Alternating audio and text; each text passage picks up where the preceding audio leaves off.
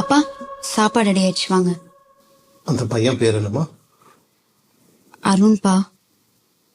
எந்த ஊரு, எங்க வேலை பார்க்கறான்? இங்கதான் கோயம்புத்தூர்ல டைடல் பார்க். எவ்வளவு வருஷமா லவ் பண்ற? 3 வருஷமா லவ் பண்றேன்ப்பா. அவன் ரொம்ப நல்ல பையன்பா. ஒரு தடவை அவனை மீட் பண்ணுங்க, கண்டிப்பா உங்களுக்கு பிடிக்கும். சரி, இந்த வாரம் ஞாயிற்றுக்கிழமை வர சொல்லு.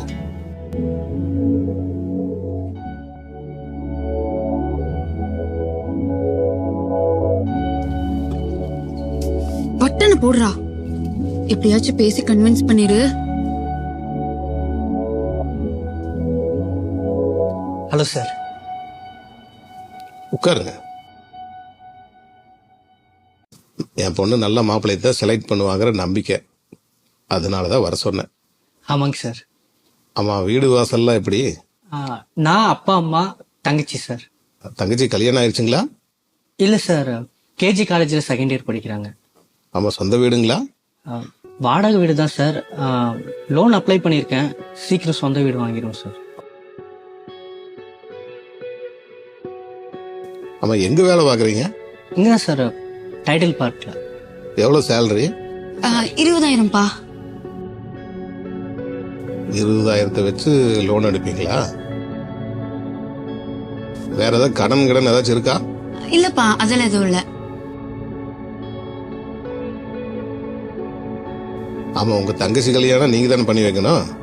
பின்ன யார் சார் கல்யாணம் பண்ணி வைப்பா? என் தங்கச்சிக்கு நான் தான் பண்ணி வைக்கணும். சொந்த வீடு இல்ல, நல்ல சம்பளம் இல்ல, இதுல லோன் வேற. நீங்க என்ன சொல்ல வரீங்கன்னு எனக்கு புரியுது சார்.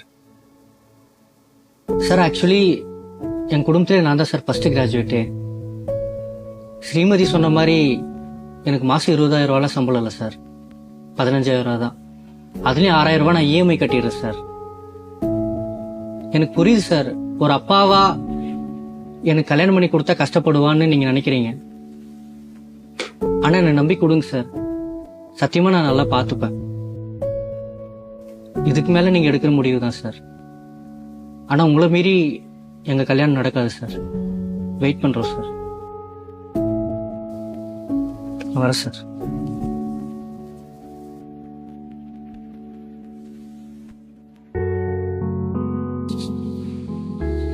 ஏமா, இப்படி இருக்கிற ஒருத்தனை எப்படிமா உனக்கு கட்டித்தர முடியும்?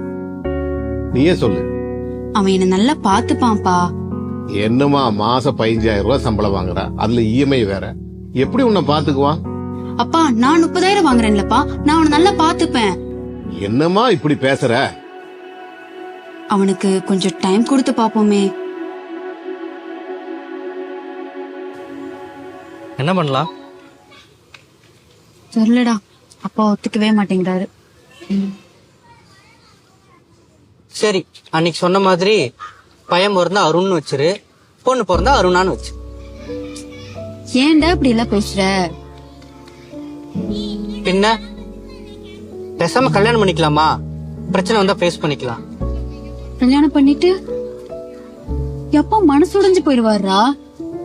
சின்ன வயசுல இருந்து என்னோட சந்தோஷத்துக்காக மட்டுமே இருந்தவரு. இல்லடா, கல்யாணம் எல்லாம் கரெக்டா வராது.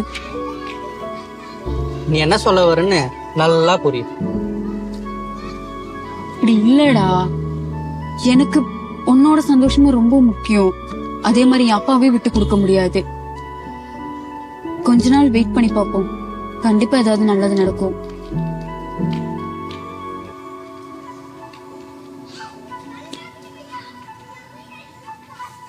ஸ்ரீ, நான் உனக்கு கேட்குமா?